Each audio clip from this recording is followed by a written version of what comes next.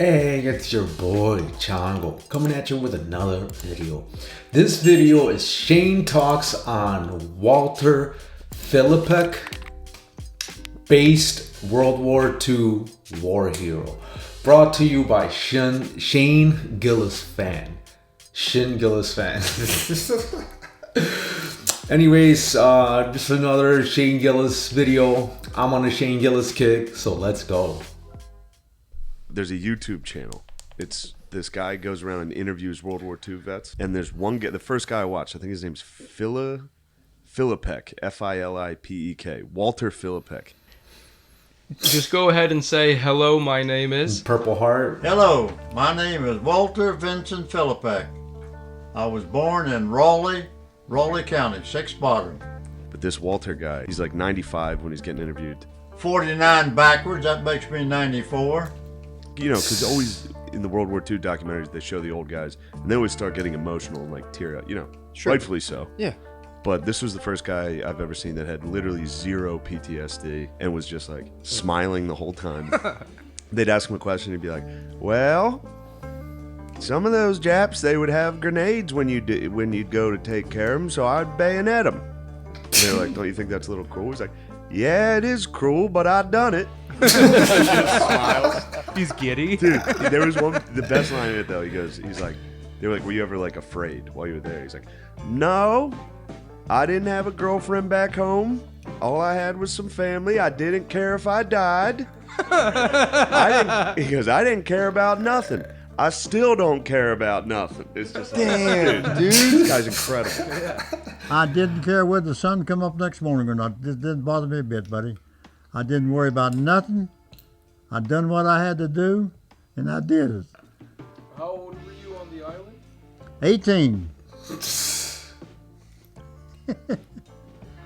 18, buddy. Dude, imagine hitting the diner. Just Purple Heart, Bronze Star, All American the root flag beer you can tee. chug, man. Does he ever get a He medal? was Forrest Gump. Was He he? was Forrest Gump. I've never heard that he was just like, well, they told me to do it, so I done it. Napalming caves filled with people. Damn, It dude. was crazy. I mean, dude, he's taking orders. And he would also, dude, he executed a prisoner, and he talks about it. It's so funny. What'd he do? He's like, so my commanding officer, he told me, now take that Jap. He says Jap a lot. I don't. Yeah. He said, now take that Jap behind the line and come back in 1 minute. Well, the line was a lot further than that, and I didn't want to be out there by myself. So he takes this Japanese prisoner back, and he's like, I started searching him. He only had one picture on him. That's it. Nothing else. He wouldn't give it up. I said, yes, yes. He said, no, no. I said, yes, yes. I want the picture. Well, I looked at my watch and time was going by. I had to shoot him, get the picture, but I did. Do that, what to do.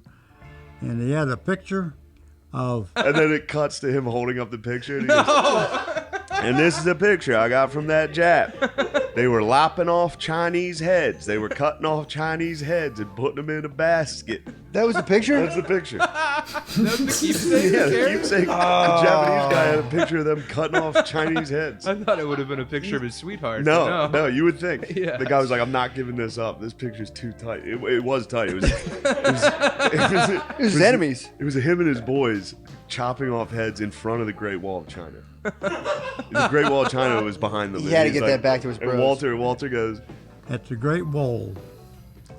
The Great Wall of China. And that is something to see, too. I've been all over it. that guy, Walter Philippek, Jesus, might man. be the best dude I've ever seen. American goat. hero. He Easily. literally, truly might be the GOAT. Yeah. Like, just be like, because everybody, you know, they're always like, I was over there. The only thing I cared about was the guy next to me, all that stuff. He's just like, I didn't care. I still don't care at all. He says, I'm going to dig a hole here and shit in your hole. I said, no, you ain't. This is my home, my castle. I said, you ain't going to shit in my house. He says, I'm a sergeant. I said, you might be a sergeant, but to me, you're a shitbird like everybody else. They'll kill you. There's one time Walter's in his foxhole.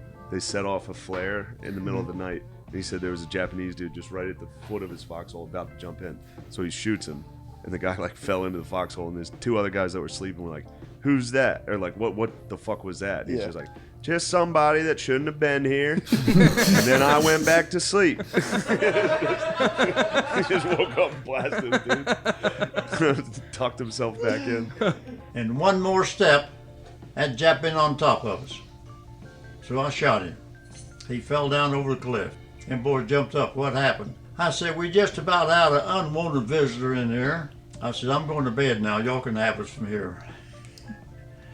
So next morning, I walked all the way around, went down there, got Longines wrist-offs off of him, got a Japanese flag, got a rifle. I got the wristwatch, and I got the flag yet. That must have been so sick back then, just to have like a nasty autist in the foxhole. Bro. Yeah. Man, there's so many good ones. I watched an hour and a half. I could listen to It was to this incredible. for And it's 5 just hours. straight cameras just on Walter sitting there like, well. How high were his pants? Matt, the pants The was people fun. wanted to know about the pants level too, though. I mean, you assume they're high. It's a dumb question. They're obviously high. They're nipple chafers. There's no way he's sagging. No. He steps up and he's just sagging. Yeah, he's... Suspenders or no suspenders? No suspenders, dude. Just an American flag button down with his medals pinned to his shirt. But some of them are rough to watch. Some of the geezers. Oh, they're not all a blast. No, they're not all. They're not all a minute. They're not all a The hoot like atrocities of Walter. the Pacific Theater. Dude, Walter didn't give a fuck, dude. Yeah. Everybody else is just broken, and Walter's just like, I did it.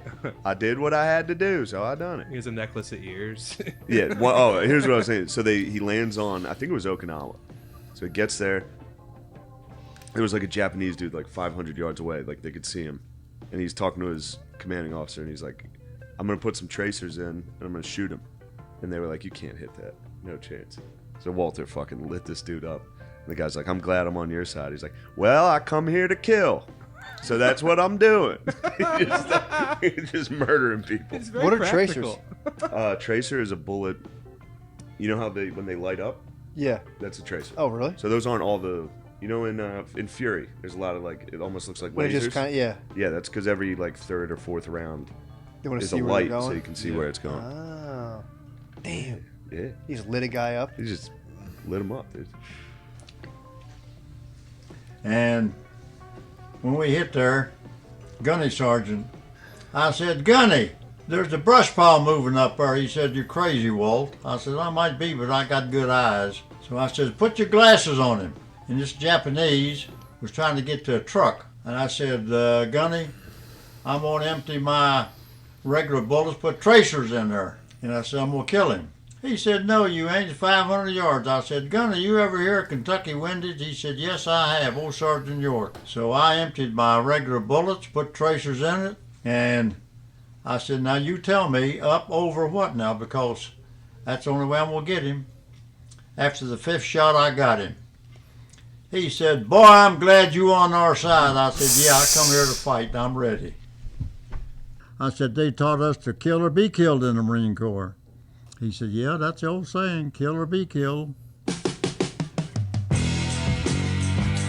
Marine Corps. Fuck yeah.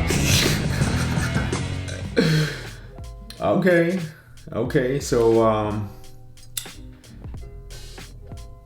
for those of you that don't know, I'm a Marine. I was in, actually, as of yesterday, so September 1st, it's been 20 years since I got out. Just so happens that yesterday was my 20-year anniversary from when I got out. So it's been a while. Your boy Chango has been a civilian for a while now. But I've met some crazy Marines like this, and even after I got out, there's times where I go to the VA to get some care or whatever, and I'm waiting in line, waiting for my turn, and I'm sitting down, waiting to be called, and I happen to be sitting next to another Marine, old school Marine, and the stories those guys have. I have heard some shit, and holy wow, that's all I gotta say. I've met guys like this guy. They have no remorse, right? They just done some terrible shit, and they're just whatever, right? But I like this Shane Gillis history lessons. And I know he's big into history, so maybe I'll take a look and take a peek at a few more. This was viewer suggested, by the way. Someone suggested this in the comments, so if you have any more suggestions, go ahead and put them down below, next to the like button. See what I did there? Anyways, that's all I got. You guys take care. Peace out.